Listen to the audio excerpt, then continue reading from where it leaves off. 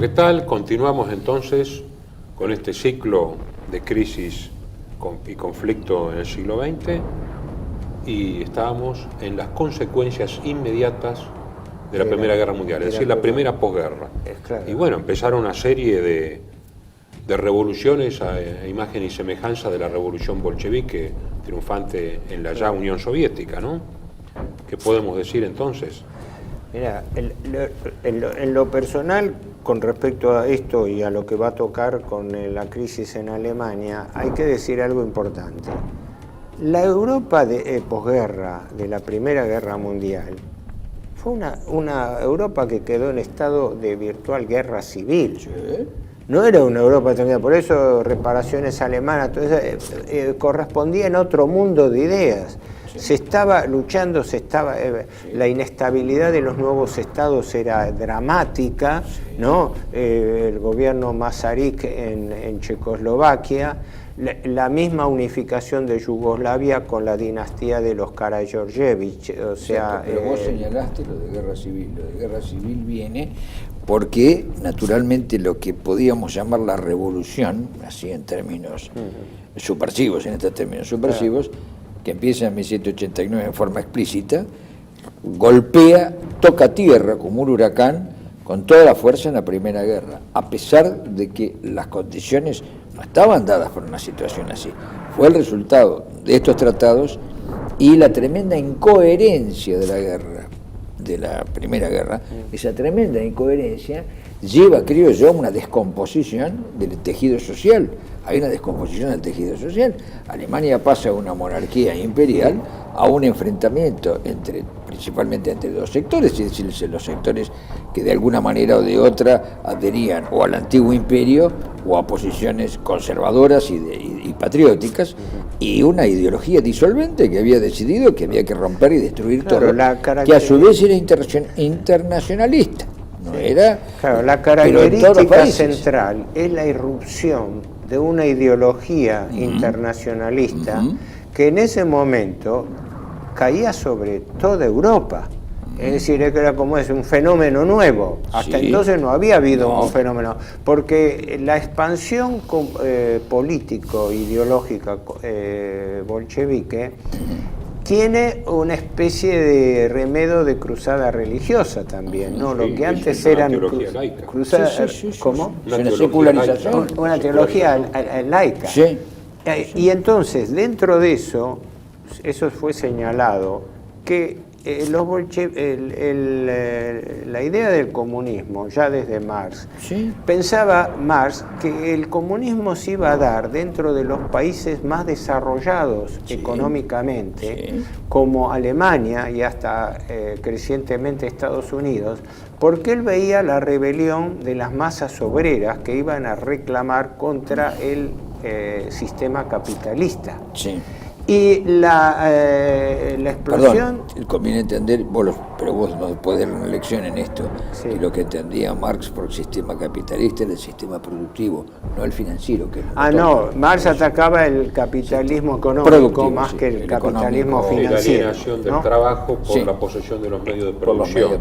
Y Lenin dice, aquí en realidad es la posesión como etapa superior del imperialismo, del mecanismo financiero. Exactamente. Y ocurre que las condiciones se dan, y no digo inesperadamente, porque fueron horadando todo el sistema, se dan en un país de características diferentes, como era Rusia, con alto campesinado, alta población agrícola, que Rusia ya había llegado a un principio de desarrollo industrial. Estaba desarrollándose bien, digamos, ¿no? Ahora, pero estaba atrasada. Claro, Alemania entra en un caos. Porque los estados federales tienden a la autonomía y toman la bandera de la descentralización.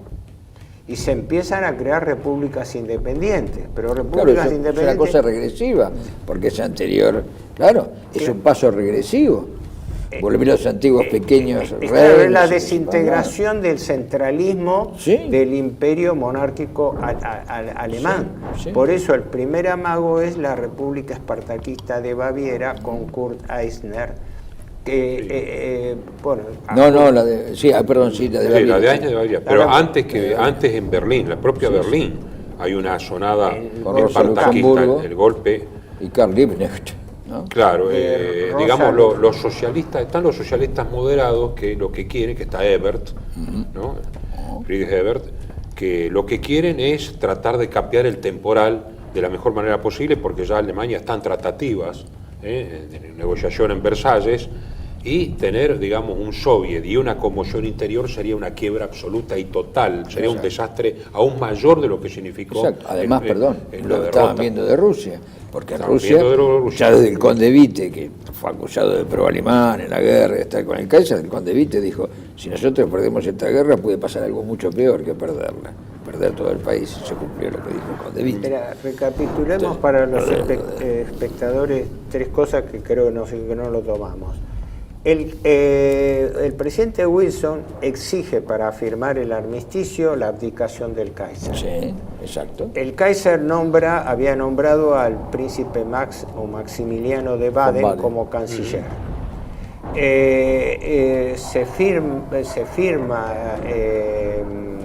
Se propone a Alemania una paz un armisticio sobre la base de los 14 puntos, y en Alemania se produce la abdicación del Kaiser, que era la condición para firmar el armisticio. Ahora, vos querés señalar por qué Wilson pone esa cláusula. Es increíble, la cláusula es casi religiosa. Dice, con un autócrata no se puede hablar absolutamente nada ni tratar con él. La tiene que desaparecer. oposición visceral de Wilson a ponerlo como condición sine qua non que... ¿Por qué es un autócrata? Aclara por qué, no dice por qué. No se puede hablar con él. Es el principio de reconocimiento de gobierno extranjero, basando en que tiene que tener una forma democrática de gobierno, y cualquier otra no es reconocido. No es reconocido ni se puede dialogar. Por supuesto, si es un aliado... entonces sí, pero si es un enemigo no se lo es Wilson el que empieza a hablar de la autodeterminación de los pueblos, de las bondades de los gobiernos democráticos y todo. Ahora, hablando de la distancia, lo que pasa cuando hay autócratas como Noriega o Saddam, mientras son aliados de los Estados Unidos, son reconocidos, y después son sacrificados. Ahora, quería esto para empalmar con lo que vos decías, por ejemplo, el Putsch Cup de 1920, que cómo se dieron brevemente la situación en Alemania. Por la exigencia de Wilson para firmar el armisticio, abdica el zar. Abdica el Kaiser, perdón, el Kaiser.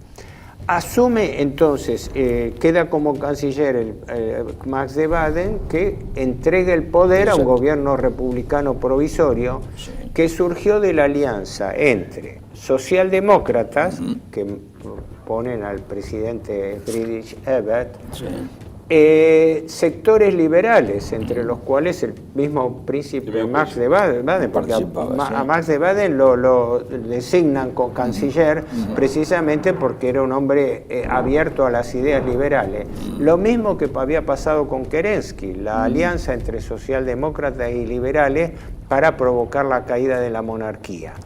Y el Partido Católico de Centrum, con Erzberger, que es uno de los firmantes, que después lo matan, lo mata el conde Arco-Valley, porque habían firmado el tratado.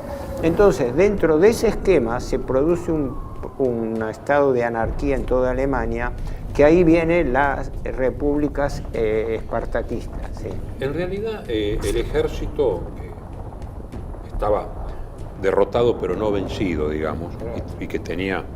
digamos, había conservado su armamento y que regresaba envenenado del frente, que se sentía traicionado, era realmente el único puntal del orden, porque la Marina estaba totalmente corrompida por las ideas, con mucha idea fuerza de leninistas de paz, pan y trabajo. Eso era una consigna que en toda Europa, que venía cansada de la guerra, hastiada, angustiada y todo, pero los eslogan pero el eslogan entra, es lo que moviliza. Sí, sí. Y estaba muy bien manejado eso por los comunistas, exacto. que eran los únicos cuadros, porque los socialistas eran una bolsa de gato, vamos a decir las cosas como son. Sí. Los comunistas eran los que realmente tenían la organización y copiaban la organización leninista. Tan bolsa de gatos era, como dice acá Horacio. Ahí es donde se da lo que vos decías, el primer golpe en Berlín con Rosa Luxemburgo. Claro, y sí, Carlos. eso. Tan bolsa de gatos era que precisamente Gustav Noske, que es un excombatiente suboficial, había sido en el frente, pero era socialista, es el que en realidad da el golpe de muerte a la rebelión de Rosa Luxemburgo. La represión la hace Noske, Noske, que era el ministro de Defensa. Sí, viendo que el ejército, porque la guarnición de Berlín quedó reducida a un mínimo común denominador, y no pudieron contra los espartaquistas. Tuvieron que llamar a los cuerpos francos. Porque además el hombre que articula eso es Noske. Había una división de la Marina que era que roja. son los cuerpos francos, ¿no? Sí. Había una división de la Marina que era roja, digamos, que estaba en Berlín y que había puesto barricadas y todo con los espartaquistas, que luego va a ser el KPD, el Partido Comunista Alemán. Sí. Con Rosa Luxemburgo, una intelectual, un poquito más moderada que Liebknecht, porque dice, aquí no están dadas las condiciones para hacer lo mismo que en Rusia, pues necesitamos un ejército rojo, y no hay ejército rojo, el ejército al contrario. Y Liebknecht, que era realmente un agitador. Sí. ¿No? Entonces, toman edificios en Berlín, realmente llevan la revolución adelante, y Friedrich Ebert dice, acá hay que salvar la República, como sea, y Noske, que dice, bueno, vamos a contraatacar,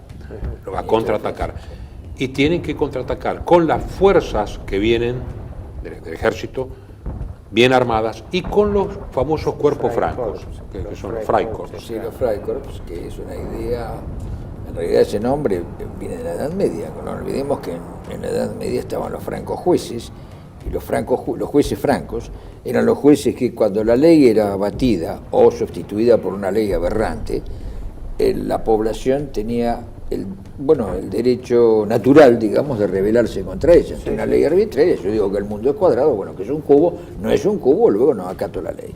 Entonces se constituían los mismos jueces en secreto como jueces francos. En Alemania eso había una sociedad secreta que se llamaba la Santa Wemme, que precisamente practicaba esto, y hubo juicios, famosos juicios, entre 1918 y 1923-24, o sea, mientras duró esta guerra civil, porque fue una guerra civil, operaban estos francos jueces, pero los que eran explícitos eran los cuerpos francos, que eran, para aclararlo para la gente que no lo sabe, los cuerpos francos eran gente licenciada de las Fuerzas Armadas que habían sido combatientes durante la Primera Guerra, que se agrupaban en torno a un capitán, a un mayor o a un oficial, y formaban clubes militares. Clubes militares con o sin portación de armas según los permisos que obtuvieran, pero bandas organizadas, pero sí, exactamente. Eran militares que actuaban como paramilitares. Como paramilitares, pero eran todos militares. Eso, como se organizaban en clubes y demás, y tenían una legalidad, ¿no? Como la puede tener un club, como una asociación privada, pero dada la situación, el mismo gobierno tuvo que llamarlos. Primero, en Berlín, ¿no es cierto?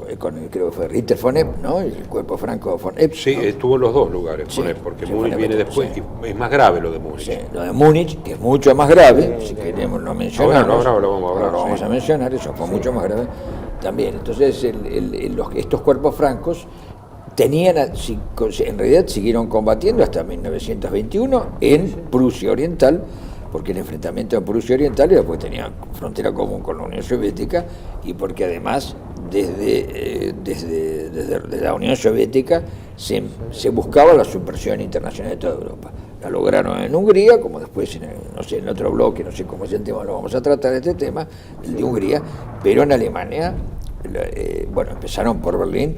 Hubo un conato en Frankfurt que nos dejó de recuerdo la escuela de Frankfurt, que se llamaba Escuela Marxista de Frankfurt. Ahora, después se sacó la marxista, se puso saco y corbata, pero se llamaba Escuela Marxista de Frankfurt. La República Espartaquista de Baviera, que esa fue la peor de todas. Que tomó una forma más la anarco-comunista del soviet anarco-comunista de Bremen, pero que fue porque estaba mezclado los marineros, fue una cosa. En Berlín, en una semana, la famosa semana sangrienta, los aplastaron y retomaron los edificios y fusilaron a Liebknecht y a Rosa Luxemburgo en el puente sobre Spree, famoso tema y ahí fue abortado. No así en Baviera. Baviera duró 11 o 15 días, ¿no? En total, ¿cuánto fue? Creo que 11 o 15 días. El punto álgido. La represión. Pero claro, el combate. No, sí, claro, el gobierno. Pero como gobierno, porque además empezó como Estado popular de Baviera y después fue República. Represiones de centenares de soviética de Baviera. Que no morían el tema fue que sí, los de noviembre a marzo prácticamente, de noviembre de 18, porque Luis III, el rey bávaro, tuvo que huir en noviembre. Y viene Kurt Eisner, ¿no? Que era un socialista no bolchevique. Socialista, pero que fue ministro, se hizo ministro presidente del Estado Popular de Baviera. Y claro, entre utópico y pragmático, pero no le convenía a los comunistas, digamos, a los socialistas reales, como se llamaban a sí mismos. Se convirtió en un Kerensky sin querer. Pero a él lo mata un oficial. El conde Arcoballi, de 22 años. Pero Kurt Eisner, a ver si esto coincidimos, fue una especie de Kerensky, porque tuvo que llamar, él tuvo que convocar al soviet, y el soviet, que estaba ahí, ¿cómo se llamaba?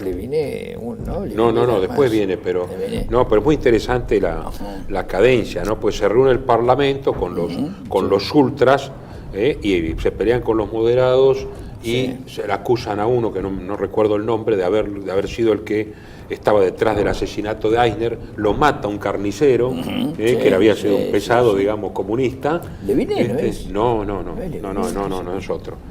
¿No? Y ahí se transforma casi en una especie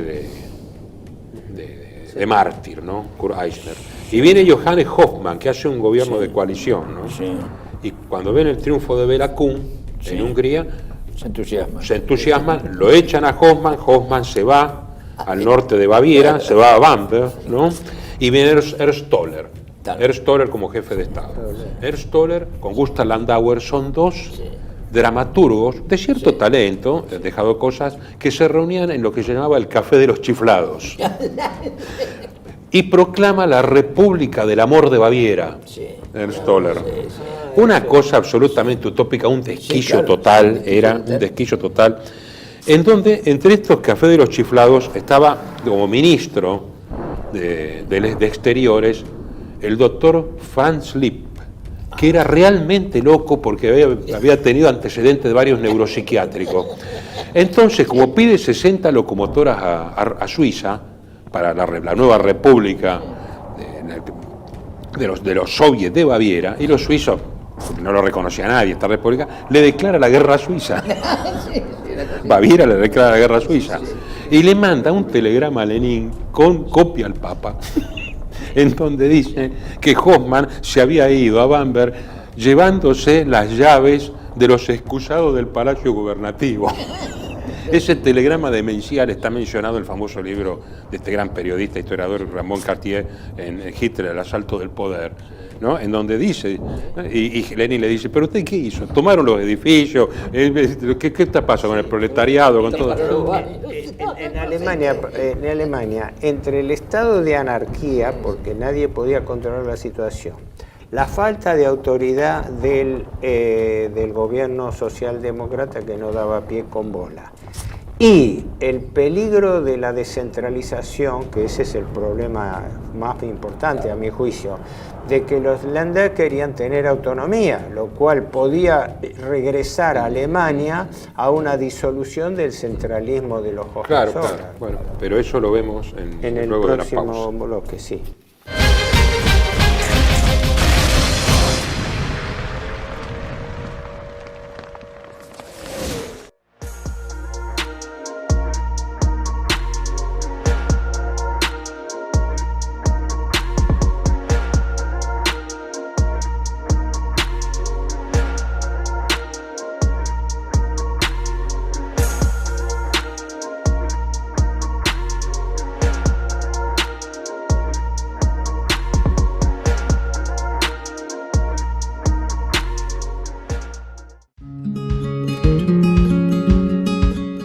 Residencia de Los Ángeles es un hogar para adultos mayores habilitado en la ciudad de Buenos Aires, cuyo objetivo es la atención y cuidado de pacientes de la tercera edad. Más de 30 años de experiencia nos respaldan. Trabajamos con dedicación para cuidar a nuestros abuelos y así ofrecerles la felicidad y comodidad que ellos merecen. Estamos en el barrio Villarreal, pasaje Francisco Bauzá 2372, casi esquina Tinogasta. Comuníquese con María al 11 61 70 45 38. Los esperamos.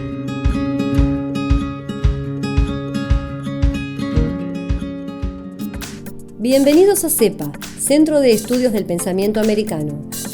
Nuevo sitio web de cursos de formación en política, filosofía, historia, literatura, geopolítica, religión, psicología y más. Cursos de formación que reflejan el verdadero pensamiento americano. Lo invitamos a elegir el curso de su agrado ingresando en www.cepa.la.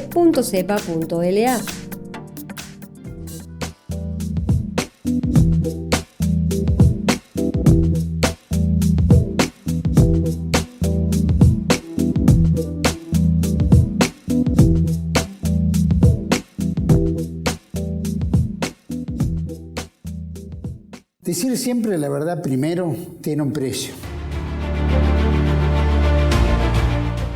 Pero todos los días, en cada programa, en cada reportaje, en cada esclarecimiento, descubrimos que decir la verdad vale la pena. Decir siempre la verdad tiene un precio. Pero cada vez que recibimos tu apoyo, entendemos que seguir luchando vale la pena.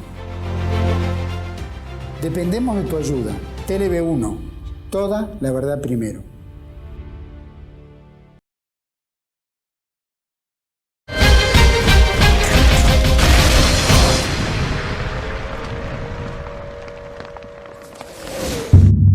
Bueno, estamos con la República Soviética de Baviera y ¿qué pasa? A su vez, Toller y el Café de los Chiflados es desplazado por los verdaderos comunistas, que siguen a Lenin, tienen apoyo leninista y son cuadros, organizados por un tal Leviné. Leviné es el jefe del Partido Comunista Organizado que moviliza, arma, crea un ejército rojo bávaro, que en principio enfrenta al ejército regular y lo frena, hasta que Eber dice, bueno, de nuevo los Freikorps con Fonep. Pero Leviné es el que dice, bueno, acá, después del asesinato de Eichmann y todo eso, acá se terminó esta historia, acá hay que poner orden y ha empezado la represión. Por eso, es una represión feroz, terrible, porque a los aristócratas fueron asesinados 7 aristócratas de la famosa Tule-Gesellschaft. Esto al margen, conviene ver una fotografía de la cara de Leviné, porque realmente parece un roedor con gorra. Es lombrosiana, sí. Si uno cree en las teorías de Lombroso, realmente la cara de Ritter, Fonep y un tal von Oben son los que entran con los Freikorps. Claro, son 600 muertos, más de la mitad civiles en ese encuentro, y después dicen que hay 1.200 muertos más, muchos aristócratas. Que Ritter, Fonep es un cuerpo franco, ¿no? Sí, todos estos son cuerpos francos. No, esto para ordenar las ideas, yo creo que es un pantallazo del estado de anarquía y disolución que existía en la Alemania de posguerra. Porque después cuando se habla de reparaciones, cuando se habla de todo, en Alemania estaban luchando por la supervivencia de la integridad del Estado alemán, porque la tendencia separatista se dio enseguida, es decir, más que en la Unión Soviética, porque la Revolución Soviética encaró una guerra civil que después vamos a ver, pero ¿cuándo? ¿A quién lo atribuirías? ¿El móvil de esa tendencia? No, bueno, móvil, primero fue una situación de caos que se generó en la posguerra por efecto externo. Al caer el zar, no nos olvidemos que la Alemania moderna fue producto de la unificación por la dinastía de los Hohenzollern. Sin duda. Los Hohenzollern no cayeron por degradación espontánea. No. Los Romanov en Rusia tenían los pies de barro, digamos así, porque estaban descansando sobre una situación social de malestar. Pero esa no era la situación del Kaiser. No. El Kaiser es sacado y es llevado a Holanda por una exigencia extranjera. Entonces, ¿qué ocurre? Todos los sectores monárquicos, conservadores, la nobleza, las grandes industrias y todo, se dieron cuenta de que tenía que existir un gobierno fuerte que centralizase, porque el gobierno alemán era centralizado, habiendo neutralizado la autonomía de los Länder, de los estados federales. Entonces, la revuelta espartaquista y la revuelta de socialistas revolucionarios era esa, la descentralización y la federalización de Alemania. Y mientras que los cuerpos libres, los Freikorps, luchaban. Ese era para mí el trasfondo más profundo de la crisis alemana. Claro, la consecuencia era la defensa. Bueno, si se produce un estado de anarquía general, uno trata de defender lo que tiene, el territorio que está en sus manos. Por eso se produjo esto. Y los socialdemócratas, aparte de estar comprometidos en eso, fueron incompetentes en controlar la situación. Porque por cuando eso llegaron, sobrellevaba las formaciones comunistas que tenían cuadros. Por eso levanta, por eso levanta a cualquiera que se ponga a revisar un poco estas cosas. Ahora, vos fíjate que cualquiera que se ponga a revisar un poco estas cosas levanta una enorme sospecha, esta coincidencia, ¿no es cierto? Entre esta coincidencia entre el aparato financiero que decide arrasar con todo tipo de independencia económica, por así decirlo, por un lado, y por el otro lado esta izquierda que viene a disolver los estados, ¿no? Esa coincidencia entre la balcanización de Europa buscada por el poder financiero y por el otro lado esta balcanización de Europa también buscada por esta izquierda internacionalista. Es curioso cómo confluyen, cómo se tocan. De hecho estaba irrumpiendo en Europa un fenómeno nuevo, que era la expansión del bolchevismo. Ese era el sustrato ideológico. Ahora, hay un episodio bastante importante, el Putsch Cup, el golpe de Estado que da este hombre. Pero vos lo ves así respecto a lo que dije, porque te hice una pregunta. ¿Cómo vos pensás que puede ser eso o cómo lo ves? Pienso que puede ser que... De esa confluencia en la balcanización. Parto de la base de que una superestructura de poder internacional, no solamente financiero, pero fundamentalmente de base financiera que actuaba sobre el aparato político, estaba diseñando un nuevo mapa de Europa. Sí, claro. Y que este estado de anarquía era funcional a los intereses. Porque cuanto más neutralizada esté una sociedad, más decadente. Y había dos, dentro de los bolcheviques estaba el verdadero internacionalismo y estaba en la mente de Lenin la expansión del comunismo, digamos, con capitalidad en Moscú, como bandera, faro y guía. Había una conjunción de aspectos que luego va a dar origen al famoso nacional-bolchevismo, donde había también alemanes importantes, como el conde Rojo, el conde Graf zu Reventlow, que era un nacional-bolchevique. Es decir, confluían, era tan confuso, porque además había guerras civiles en todo el este de Europa. Sin duda. Por recuperación de territorios. Porque uno cree que la guerra civil era una definición de bandos así. Fue producto de circunstancias. Ideológica por un lado y después concreta de recuperación de territorios, como en el caso de Hungría. En lo del Putsch Cup. El Putsch Cup fue un golpe que se dio en Berlín y el gobierno Ebert, con Noske, que era el ministro de Defensa, el que había hecho la represión justamente a los espartaquistas, este golpe era, como dicen, de derecha. Bueno, a mí no me gusta hablar de derecha e izquierda, pero era un golpe reaccionario de sectores de militares y de la nobleza.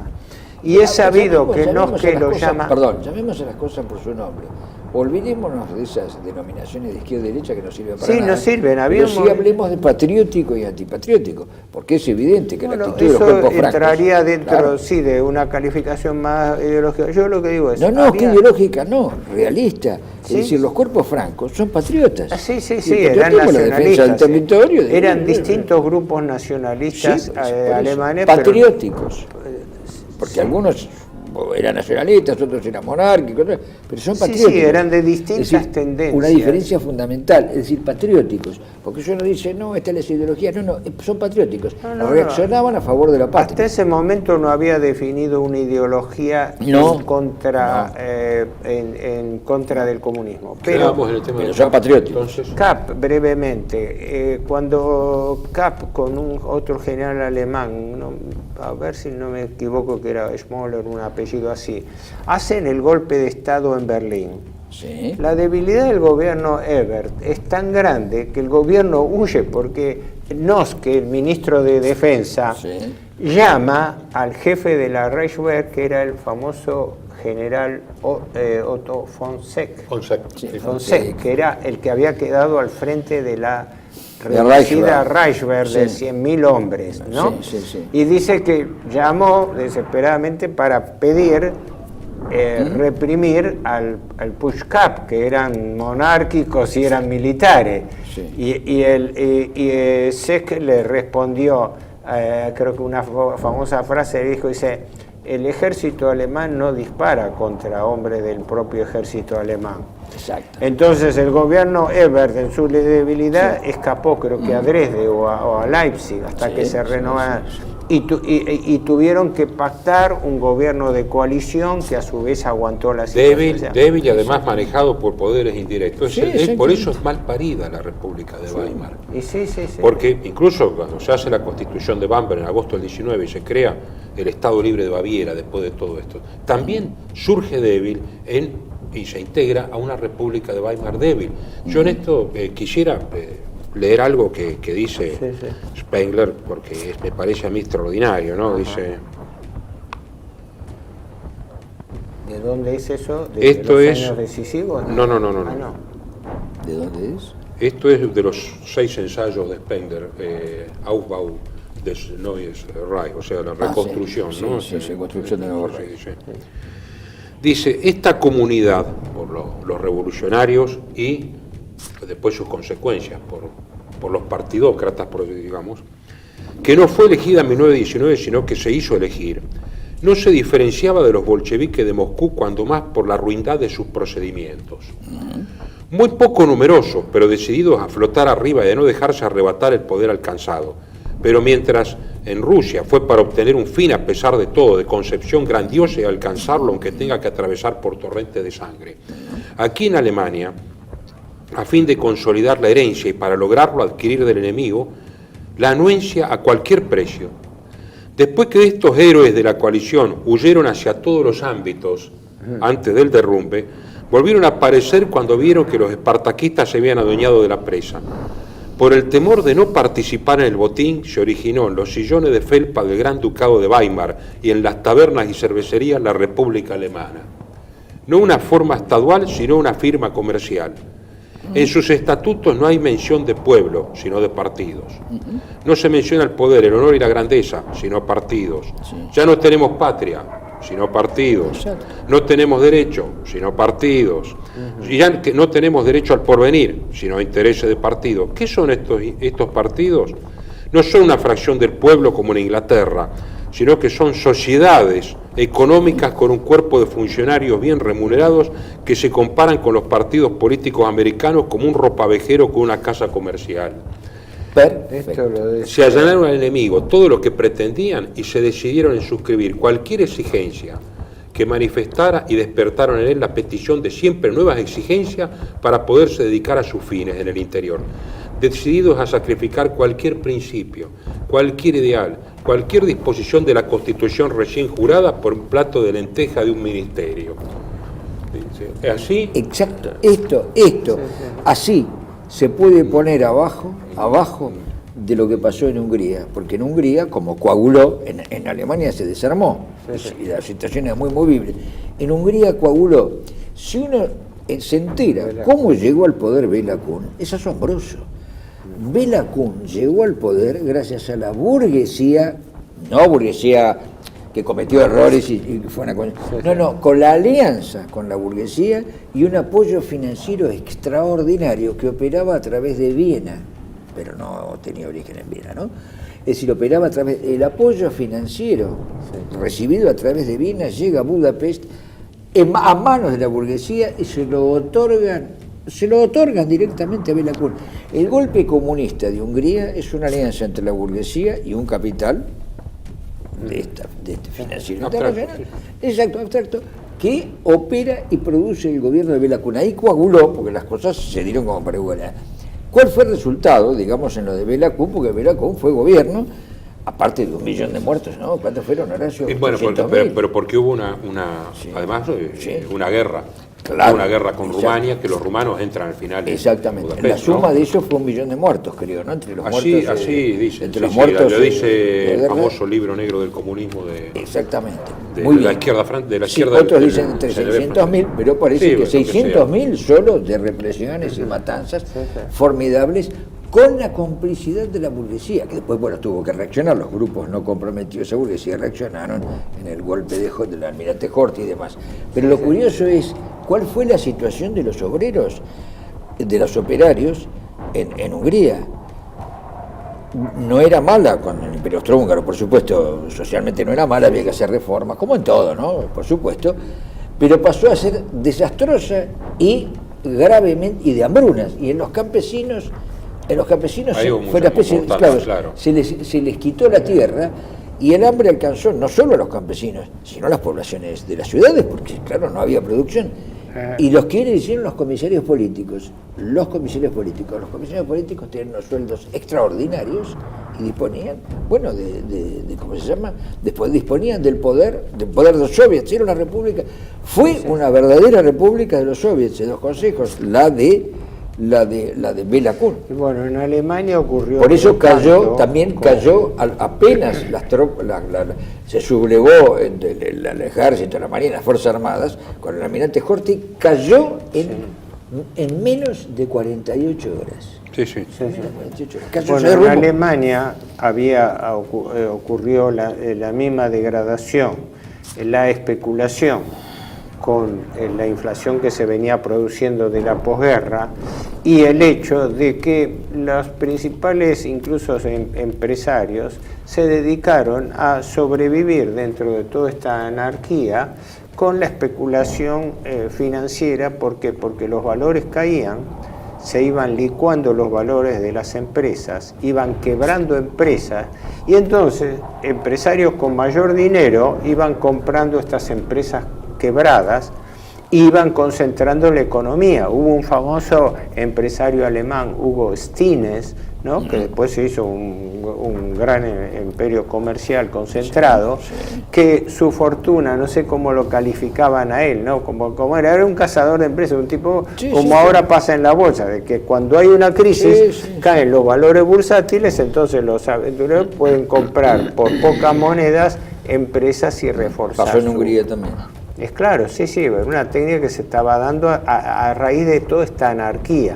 Por eso la superestructura financiera que disfrutaba todo esto era porque dentro de esta sociedad en lucha interna existían obligaciones internacionales a los cuales toda la población tenía que suplir. Bueno, pero eso después porque falta lo de Polonia y lo más importante, lo de Rusia. Está. Bueno, seguimos.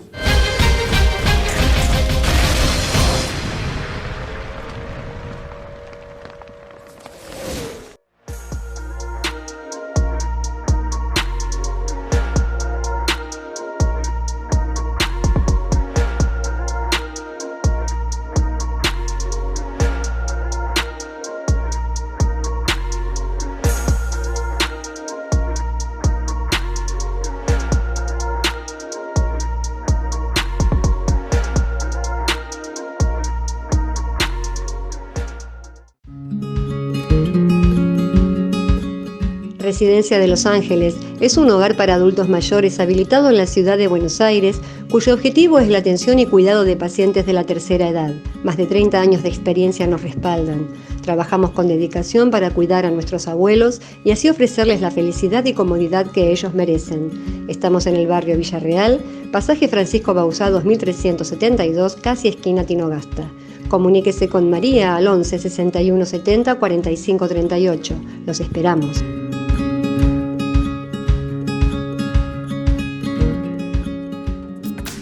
Bienvenidos a CEPA, Centro de Estudios del Pensamiento Americano. Nuevo sitio web de cursos de formación en política, filosofía, historia, literatura, geopolítica, religión, psicología y más. Cursos de formación que reflejan el verdadero pensamiento americano. Lo invitamos a elegir el curso de su agrado ingresando en www.cepa.la.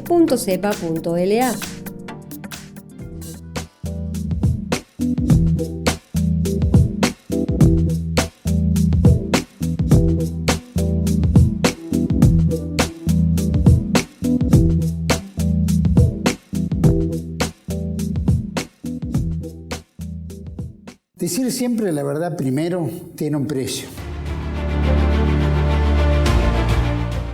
Pero todos los días, en cada programa, en cada reportaje, en cada esclarecimiento, descubrimos que decir la verdad vale la pena.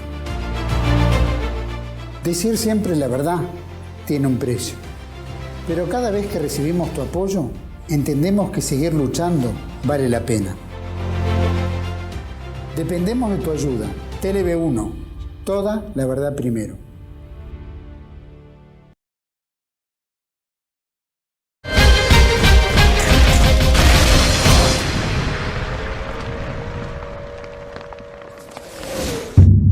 Bueno, continuamos entonces. Claro, la revolución bolchevique se expande hacia el oeste. Y a raíz de todos estos cambios, todos estos acontecimientos, se había creado del Ducado de Polonia un Estado independiente, pero ahora había que defenderlo del avance del Ejército Rojo, muy bien organizado por Trotsky, es decir, con el Ejército Rojo llega a tener en el 20 unos 5 millones de hombres, porque los rusos movilizan, con 30.000 oficiales de la vieja guardia, que se habían pasado ya por cansancio, por oportunismo, por presión o por convicción, lo que sea, pero eran cuadros muy buenos del ejército zarista. Y se encuentran con uno de los integrantes, digamos, de este ejército, pero que había sido siempre anticomunista, que es Józef Pilsudski, nacido en 1867, muerto en 1935, que llega a ser mariscal y que organiza la defensa polaca, apelando a los valores nacionales polacos, cristianos, etcétera. Organiza una defensa elástica muy, muy importante, porque probablemente con la crisis de Alemania, si se hubiera desfondado, digamos, esa frontera polaca, el bolchevismo hubiera triunfado en el centro de Europa, porque venía con un ejército potente y tenía la pata puesta en Hungría, hubiera hecho una maniobra de pinzas. Y Pilsudski primero es frenado por los bolcheviques, pero cuando entran los bolcheviques en Varsovia, ahí la defensa de Varsovia corta y hay una paz, ¿no? Pues en el fondo todo esto es por el control de Ucrania, Paz de Riga. La paz de Riga en el 21, en donde se delimita. Había derrotado a Timoshenko, ¿no? Timoshenko es el que lo enfrenta a Pilsudski. Timoshenko, que tiene un rosario de derrotas, pues después de la Segunda Guerra también, pobre, no podía reportar nunca una victoria, tenía mala suerte. El mariscal Semyon Timoshenko, el mariscal soviético. Esa frontera polaca soviética se mantiene hasta el 39. Hasta el 39, exactamente. Y interesante que Mannerheim, que estaba en la guardia personal del zar. Del zar, claro, el finlandés. El finlandés. Hay que aclarar que, bueno, Gustav von Mannerheim, el mariscal finlandés, Gustav von Mannerheim, estuvo en la guardia personal del zar y después fue presidente y después también el comandante supremo de las fuerzas el fundador, uno de los fundadores de Finlandia. Y aliado de los alemanes en la Segunda Guerra, para configurar la figura, ¿no?, de Mannerheim. Sí, perdón, Mannerheim decías. No, eso de que es uno de los fundadores de la Finlandia moderna. Claro, sí. Lo que quería destacar nada más es esto. Pilsudski, que había nacido en Lituania y no era militar de carrera, no era militar de carrera, establece una defensa y logra una victoria tremenda en 1920-21 contra la guerra ruso-polaca, fundamentalmente por dos razones. La primera era el nacionalismo polaco, se estaba reconstituyendo después de dos particiones que había habido de Polonia. Una de las consecuencias de la guerra fue restituir el Estado polaco. un Estado muy conflictivo porque se hizo a costa de fragmentar la frontera soviética, rusa soviética, y de tomar territorios de Alemania y darle la salida al mar. Y después por el antibolchevismo. También Bielorrusia, toda la parte políticamente Ucrania jugaba ahí Bielorrusia, por eso dentro de esa compleja situación el nacionalismo polaco de Piłsudski, que después más tarde en 1926 es un golpe de Estado y se toma el poder, pero fue el freno de la expansión del bolchevismo hacia el oeste. Y ahí es donde queda concentrado, bueno, el tema central de, a ver si podemos ver en este módulo, que es el de la guerra civil rusa, que es lo que había pasado, porque en realidad la regla fue la misma. Kerensky en su momento obtuvo la abdicación del zar en marzo del 17, después de la revuelta de febrero. El zar abdica porque en realidad parte de la nobleza y del ejército no lo quiere respaldar, aclaremos bien. Y se forma con Kerensky un gobierno de coalición que es parecido al que después se forma en Alemania, alianza entre socialdemócratas, mencheviques y liberales. La nobleza liberal, amante de una monarquía constitucional. Y eso luego no es controlado y el Soviet de Petrogrado, que estaba fuertemente organizado, y de ahí vuelve Trotsky con Lenin, la dupla de Lenin-Trotsky, que es la que provoca la revolución bolchevique. Pero de ahí en más viene el tema de ustedes, el tema de la guerra civil, es decir, eso no fue pacífico. No, era evidente de que las fuerzas bolcheviques van a tener que enfrentar la resistencia de las fuerzas monárquicas y antibolcheviques, apoyadas por potencias extranjeras que jugaban un poco en esta misión, digamos, de la gran finanza, de fragmentar, pero otras que también eran genuinamente anticomunistas, porque acá se mezclaba toda una serie de valores y sentimientos. La intervención de Estados Unidos en favor de las llamadas fuerzas o frente blancos, ¿no? Los ejércitos blancos frente al ejército rojo de Trotsky. En Arcángels hay una expedición estadounidense, los japoneses por Vladivostok. Exactamente. Los franceses apoyan a las tropas de Wrangel. Wrangel está en la zona del Mar Negro. Denikin en el norte. Denikin y Kolchak hacia el centro, en el norte y hacia el centro. Kolchak después hacia el centro. No eran frentes exactamente coordinados, eran distintas rebeliones militares, focos. Son focos y que se enfrentan a su vez a focos del Ejército Rojo. Lo que pasa es que el Ejército Rojo logra aglutinar, digamos, lo que tiene y centralizarse en Moscú y en San Petersburgo, bueno, entonces era Petrogrado, en Moscú y en Petrogrado, y eso, y además nuevamente empieza a actuar esto que Emanuel Malinsky llama la guerra oculta, es decir, empieza lentamente los apoyos que tenían los blancos, e inclusive en los países que habían ganado la guerra, estamos hablando no solamente de los aliados de Rusia en la guerra, estamos hablando de los aliados de Rusia en la guerra, que dan apoyo, pero luego se lo van retirando. Es la tragedia del almirante Kolchak. El almirante Kolchak cada vez tiene que aceptar más condiciones impuestas por los antiguos aliados de Rusia, democratizar Rusia, bueno, cuestionar, un nuevo cuestionamiento si iba a venir el nuevo zar.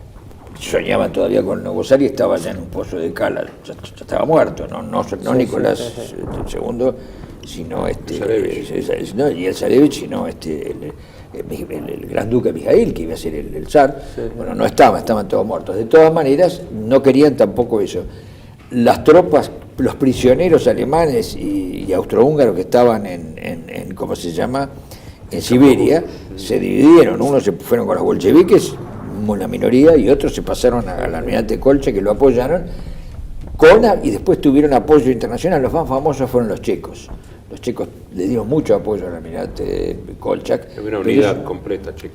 Exactamente, pero el problema fue, la muerte del zar en Ekaterimburgo, el asesinato de la familia real, fue, entre otros motivos, el detonante, que se dice, fue la proximidad de la legión checa, que estaba peleando en la zona de los Urales de Ekaterimburgo, y por eso la orden de que el comisario local, que era un tipo... Yurovsky.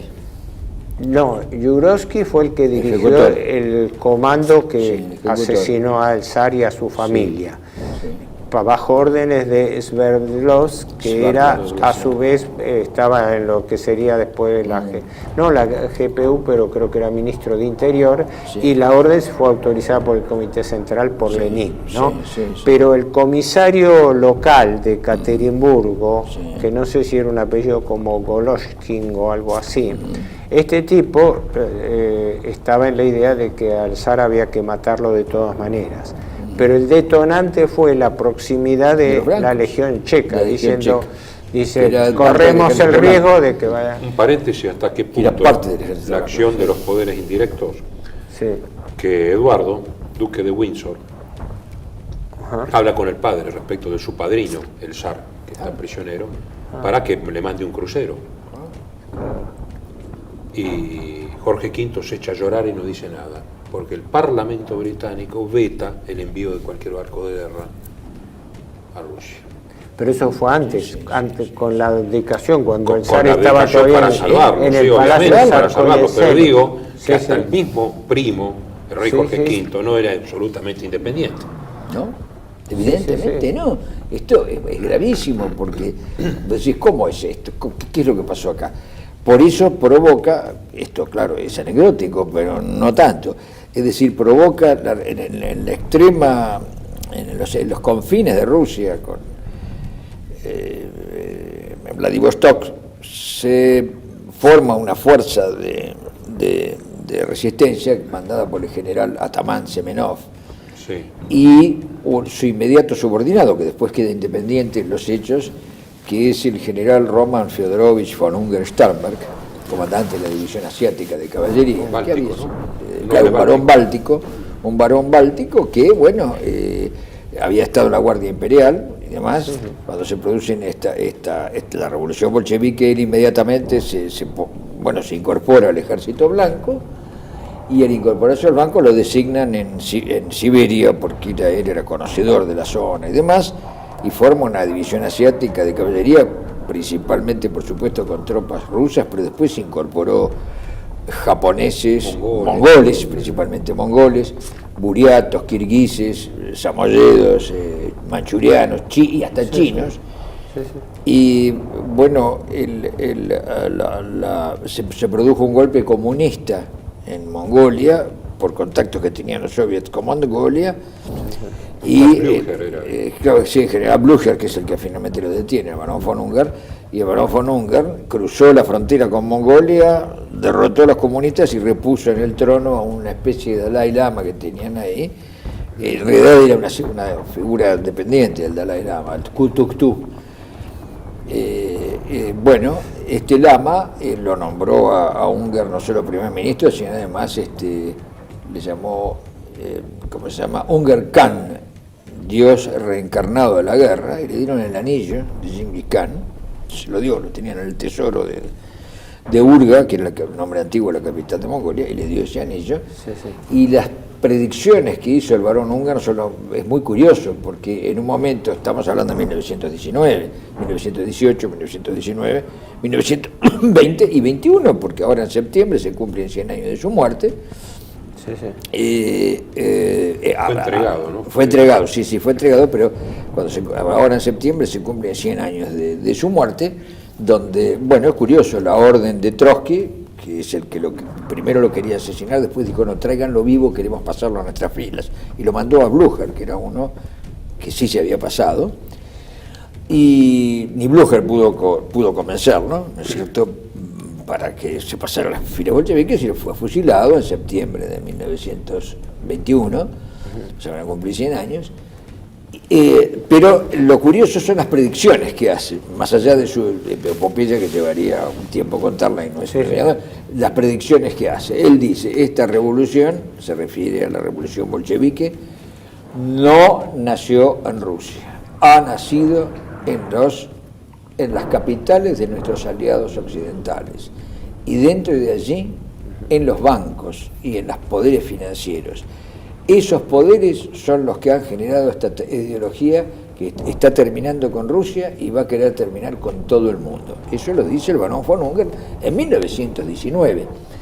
Y es muy extraño que un hombre que, bueno, en fin de cuentas, era un hombre muy joven, no tenía, creo que tenía 35 o 36 años, sí, era del 86, 87, era muy joven, y había pasado desde 1914 en adelante combatiendo, era un combatiente, había estado en la Guardia Imperial y, en fin, primo, dicho sea de paso, el primo del escritor y ¿cómo se llama?, el pensador alemán que estuvo acá, el conde Hermann von Kaiserling, que era amigo de Vittorio Campo, era primo de él. Y bueno, lo cierto es que las predicciones que hace en ese momento, haberlas hecho después, bueno, estaba dentro de las conjeturas, pero nadie había escrito sobre el poder. Entre paréntesis, en fin. La biografía de Unger Sternberg, de Siegfried Krauthoff, Ich Befehl. Ah, sí, Ich Befehl. Yo ordeno. Bernd Krauthoff, sí. Yo ordeno, acaba de ser traducida y editada al castellano en Buenos Aires. Ah, sí, qué curioso. Sí. Por Librería Argentina. Sí, yo lo tengo, se llama Ich befehle Kampf und Tragödie des Barons von Ungern. Sí. Ese es el título de ese libro, es el primer libro que se escribió. La última defensa la hacen en Vladivostok, los blancos, claro. Sí, en el año siguiente, en 1922. Y curiosamente, Vladivostok, que era un puerto protegido por los ingleses, ¿te acordás? El alto mando inglés, sin hacer la denuncia explícita, va retirando lentamente las tropas y permite que el almirante Kolchak se acerque y logran cambiar el tema de la Guardia Checa y le sugiere al almirante Kolchak que se entregue al gobierno local en Siberia, que ellos se van a encargar de ponerlo en el exterior. Y lo único que hace el gobierno local es tomarlo prisionero al almirante Kolchak y el día siguiente aceptar el gobierno bolchevique. Esta fue 24 horas. Y bueno, ahí Kolchak. Y quedarse con el tesoro, ahí desapareció el tesoro imperial, lo que quedaba del tesoro imperial, que había ido a Siberia, desapareció, ¿no? Esto pasó en 1921. El tema que yo me planteo es este. ¿Cuál fue el balance de la guerra civil rusa? 9 millones de muertos. ¿Cómo? 9 millones de muertos, según el libro negro del comunismo eso de Stefan Courtois y en cuanto su equipo. Material, pero desde el punto de vista geopolítico, que la victoria del bolchevismo consolidó un nuevo régimen político ideológico en lo que entonces era el país más grande del mundo, y que lo sigue siendo por extensión, ¿no? No. O sea, que se produjo un fenómeno en la posguerra impensado, que se diese una revolución político-ideológica verdaderamente revolucionaria, cualquiera sea el juicio de valor, pero que abarcase una de las grandes potencias del mundo. Claro, se transforma en eurasiática la revolución. Por eso las tesis, las primeras... Que tiene origen en un golpe de Estado, porque si me dijera, bueno, tiene origen en un pero plebiscito. que se transforma de ahí en más una expansión y que se proyecta sobre la Europa balcanizada de la posguerra. Sí, señor. Por eso ahí hay que ver, ahí hay que tener presente cómo era la idea de que venía caminando una revolución político-ideológica mundial. Sí. Esto no era algo puntual de un país, era parte de un proceso europeo. Exactamente, por eso, acordate que el primer programa, yo por lo menos insistí mucho en el tema de la Revolución Francesa, porque tiene origen ahí. Es decir, el siglo XIX, yo te dije, Revolución del 30, Revolución del 40, primero, Congreso de Viena, y el desmentir con el codo lo del Congreso de Viena, Revolución del 30, Revolución del 48 y Comuna de París en 1871. Aunque con una gran aclaración. Sí. Apenas instaurado y estabilizado el gobierno comunista, aunque la lucha duró hasta 1923, creo, ¿no? Pero en el extremo oriente. Pero Lenin instaura la NEP, la nueva economía política, que no era una economía política comunista, era una No. economía abierta y propugnaba la apertura al capital extranjero. Exacto. Yo me acuerdo que acá quien lo señalaba, porque lo conocí, él siempre lo señalaba de esto, era Arturo Frondizi. Sí. Cuando Arturo Frondizi hablaba del realismo de Lenin, de haber visto de que el desarrollo que necesitaba la Rusia comunista es eso. Después viene la etapa bolchevique, cuando se produce la confrontación entre el internacionalismo de Trotsky, digamos así, y el nacionalismo comunista de Stalin, Sí, que exacto. trata O sea, de socialismo en un circunscribir. solo país. Es claro, el socialismo en un Exacto. solo país. Pero la Esto es primera lo que etapa, era, sí. la primera etapa que vos señalás, a mi modesto entender, Sí. es precisamente la confluencia que yo señalaba.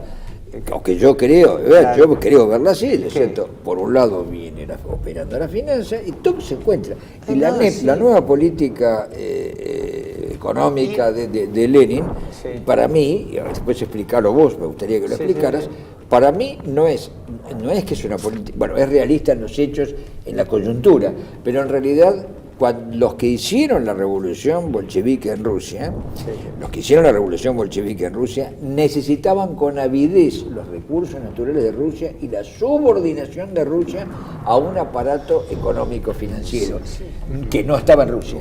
Claro, Esto es fundamental claro. entenderlo. Lo que pasa por es eso, que por eso, siempre la historia por eso es la coalición. La historia es la continua posibilidad. Claro. Y Bueno, cerramos con entonces esto el es programa. claro, el cierre para dejar claro. Con esto hemos completado las consecuencias de la inmediata posguerra. Sí. El próximo capítulo es ver qué pasó en la década del 20, La década cómo del se 20. fue conformando la situación europea en la década del Y 20 los fenómenos nuevos que aparecen. con los nuevos. fenómenos nuevos. sí. Perfecto, bueno, será hasta la próxima.